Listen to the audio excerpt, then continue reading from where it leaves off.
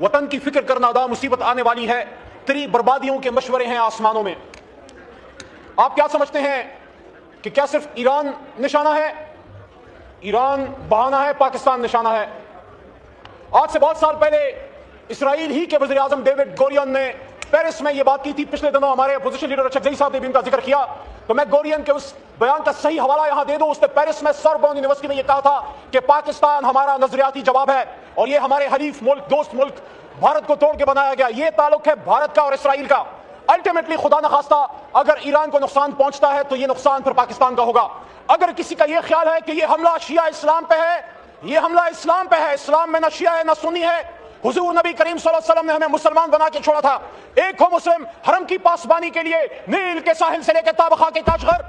अली खामनाई आपको सलाम, अली खामनाई आपके खून को सलाम, आपके खानदान को सलाम। 86 साल बुजुर्ग भी शहीद, 16 महीने की बच्चे भी शहीद, हमारी माँ उनकी वाइफ वो भी शहीद, उनका दामाद भी शहीद और शहीदों पे शहीद। लेकिन अफसोस की बात है कि जो 170 बच्चियां शहीद हुई हैं, मैं समझता हूं, मैं मुनासिब समझता हूं कि मैं अपने मुल्क के वज़ीर आज़म से बसद एहतराम ये बात रखूं कि आपने जिस भी सोच के साथ ट्रंप के लिए फैसला किया था कि उसको नोबेल पीस प्राइज के लिए नॉमिनेट करें, मुझे उम्मीद है मेरी ये बात काटी नहीं जाएगी, ये म्यूट नहीं की जाएगी। मैं इन्हें पाकिस्तान के अंदर रहते हुए ये बात कर रहा हूं, जिसके हाथ पे मुसलमानों के एक अजीम लीडर का खून है वो सब कुछ हो सकता है, वो अमन का पैगंबर नहीं हो सकता, वो अमन का नुमाइंदा नहीं हो सकता। एपिस्टीन फाइल वाले हमें बताएंगे बुजुर्गों की और बच्चों की हरमत क्या है।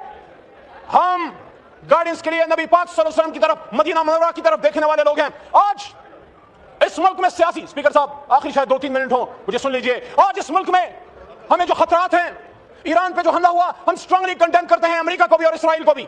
और मैं ये समझता हूं कि हुकूमत की जिम्मेदारी है कि they must call a spade, they must come out in open and say कि हम अपोज करते हैं, हम मुज़ाहमत करते हैं ईरान पे, इसराइल की ईमा पे, अमेरिका, दोनों का हमला। लेकिन साथ साथ हम ये डिमांड भी रखते हैं, पाकिस्तान को अल्लाह ताला ने एक सरदारी दी है, पाकिस्तान को उम्मत मुस्लिमा एक लीडरशिप रोल है। हमने अरब कंट्रीज को रिक्वेस्ट करनी है कि आपका सॉइल ईरान के खिलाफ यूज ना हो, लेकिन हमने ईरान और अरब ममालिक के बीच में मुसलहाना किरदार भी अदा करना है। हमने उनके बीच में मसाइल को हल करना है। यहां इस ऐवान से इस पूरे सियासी निजाम को तक़वियत दें या इनके मेरा सेशन बुलाएं। यहां वज़ीर आज़म साहब सबसे पहले आए, बताएं कौम को एतमाद मिले।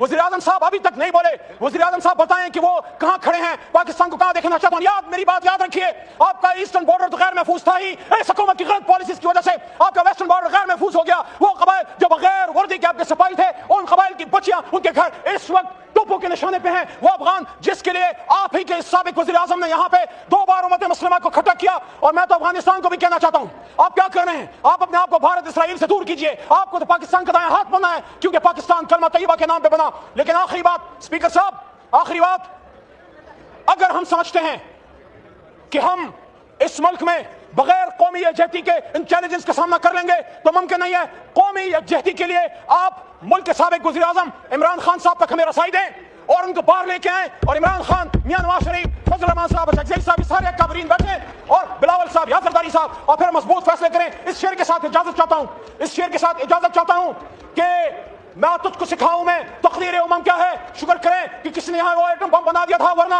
हम भी फारिग होते कि तुझको सिखाऊं मैं तकदीर उमम क्या है। शमशीर और सना अव्वल ताऊस रबाब आखिर। शुक्रिया।